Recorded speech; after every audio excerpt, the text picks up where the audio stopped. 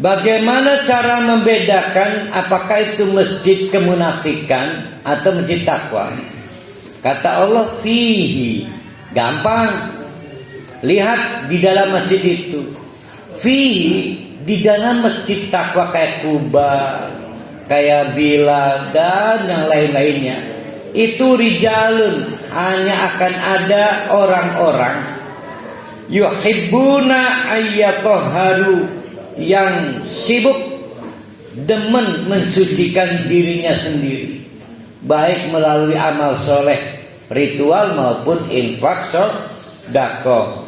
Karena apa? Wallahu yuhibbul mutahhirin. Karena Allah senang dengan orang yang sibuk mensucikan. Banyak yang berpendapat yang dimaksud dengan taharah di sini taubah. Jadi lihat pas bukan waktu sholat di masjid itu banyak orang enggak? Oh banyak. Lagi i'tikaf. Nah i'tikaf itu isinya taubah. Namanya toharoh. Nah Allah senang orang mereka gitu.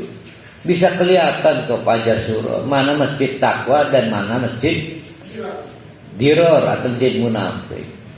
Masjid munafik mah kalau lagi nggak jam sholat sepi. Andai kata banyak orang pasti karena datang mobil box, mobil catering datang. Harus ada jabur makanan segala. Diintip lagi cateringnya, catering mana? Kalau biasa-biasa males. Jadi masjid takwa dan masjid diror itu bedanya di situ. Sekarang tanyakan pada bapak-bapak dan ibu-ibu sebagaimana Allah bertanya nih. Ini ayat 109 bentuknya istifham. Bertanya tapi untuk mematahkan. Maka disebut istifham ingkari.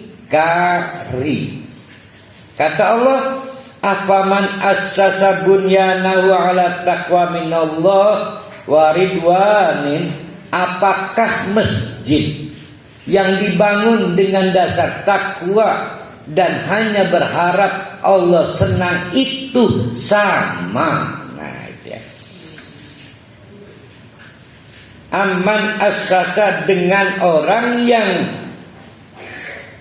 membangun bunyanahu, membangun masjidnya itu ala syafa jurufin harin, di tepi jurang yang di bawahnya api neraka.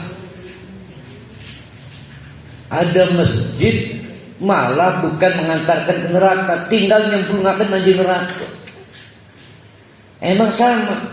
Oh, berarti tidak boleh kita menyamaratakan. Sering dengar ada ustadz pidato, jangan memecah belah. Logikanya dibalik. Menarik, kata Ustaz, jangan memecah belah. Semua masjid sama. Jadi kitanya disalahkan. Semua masjid sama. Nah, terus ditanya oleh Allah, emang sama masjid? Kan beda. Ada masjid yang membuat kamu, kita ini ke surga.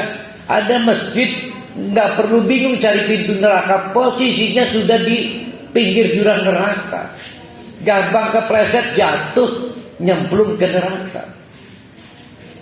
Wow, jadi intinya nggak boleh nyamakan sama masjid sana, nggak boleh. Ada masjid yang mengantarkan kita ke surga, ada masjid yang tinggal ngedorong nyenggol. Oh, bangsa Bu Haji Tuti bahaya jadi masjid itu mah. Kepeleset dikit nyemplung beneran. Jadi sekali lagi tidak boleh menyamakan. Ustaz, berarti timbulnya terpecah belah ya. Kita wajib berpisah dan terpecah belah dari orang munafik. Mau berkumpul bersatu akrab harmonis dengan orang munafik. Saya enggak mau. Makanya saya enggak mau nambah istri karena susah nyari istri yang enggak munafik itu. Cuma satu istri saya yang terbukti tidak munafik. Karena yang lain saya belum tahu. Itu contoh ya. Bini lagi orang ngaji di Selatoni ya. Jadi ngaji mah di alam-alam. Fa'anhara bi finari jahannam, mengagumkan di masjid tapi fa'anhara bi nar jahannam, tinggal nyenggol masuk api neraka. Luar biasa, ini rumit bagi kita, rumit. Ternyata ada masjid, kalau kita buat turunan ya, ada majelis. Kalau kita buat turunan lagi, ada sekolah Islam, university Islam. Kita buat turunan lagi, ada rumah tangga Islam. Sama mereknya Islam, tapi bukan hanya menyediakan pintu neraka, tapi kawasan yang rentan. Ya, disebutnya kalau rawan bencana itu kawasan rawan neraka. Rawan bencana kan. Mestinya mah kita bikin plan. Jangan sholat di sini. Ini kawasan rawan neraka. Kenapa? Karena masjid kemunafikan. Berarti ada masjid munafik, majelis munafik, sekolah munafik, university munafik.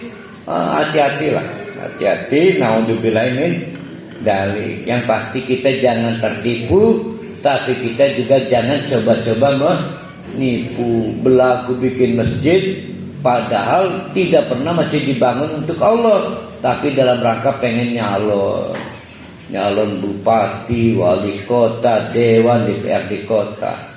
Karena DPRD kota kecil pendapatannya nyalon aja lah, bangun musola aja lah. DPRD provinsi kuat bikin masjid. Oh, DPR RI, waduh, bikin apa nih ya? Bikin Islamic Center. Nyalon presiden bikin pesantren. Jadi jangan seperti itu. La yazalu bunyanu, kok lompat.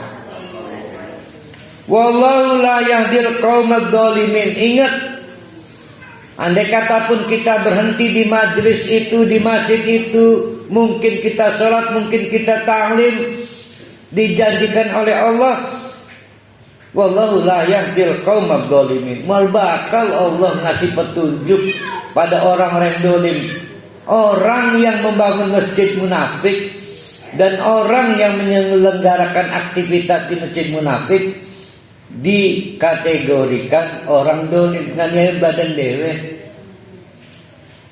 Kata Allah, mual bakal saya kasih hidayah. Tapi terjadi ta'lim, mungkin ustadznya kaliber hebat, tapi transfer ilmu tidak menjamin transfer petunjuk. Sama dengan saya. Saya bisa bersama bapak-bapak, ibu-ibu membantu ilmu dapat, tapi belum tentu hidayah dapat.